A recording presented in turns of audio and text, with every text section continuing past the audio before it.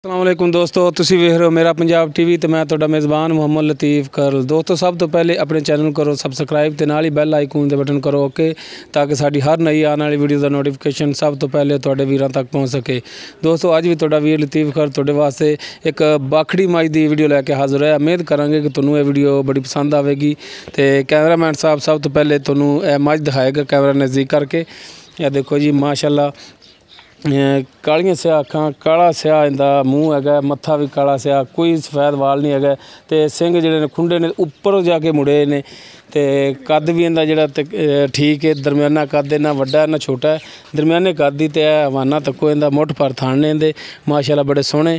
तो काली स्या मझ सारी किधरों भी पूछ भी इंदी जी वो भी बिल्कुल काली स्या कईयां दी हुंदी ना, बाकी सारी काली स्या हुंदी। तो पूछ जी थल्लों सफेद हुंदी माशाअल्लाह, इंदी पूछ भी काली स्या है।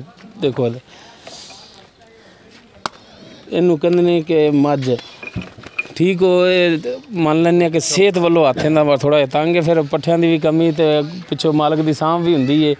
तो लेकिन मझ माशाअल्लाह उंज सोहनी है। तो ये मालक तो पुछांगे किनवा सूआ इंदा ते की हिसाब किताब है, तो दुध दे रही है किन्ना दे रही है, ये हुण आपां पुछने जी मालक तो। अस्सलाम वालेकुम जी, की हाल ने जनाब? तबीयतां सेहतां ठीक? अच्छा भाई अरशद, ये दसो कि ये मझ जी किनवा सूआ है? दूजा सूई है।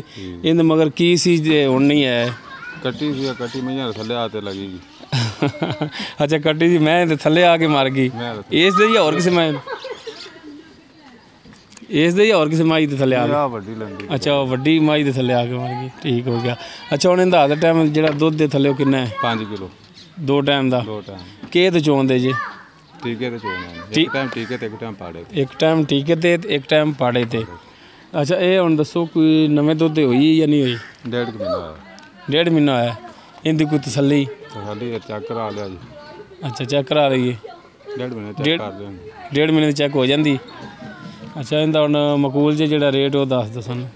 1,20,000 प्यार मुहब्बत, क्योंकि बाखड़ी है फिर ते छोटी हैगी बाखड़ी। हाँ कोई प्यार मुहब्बत हो जाएगी करोगे?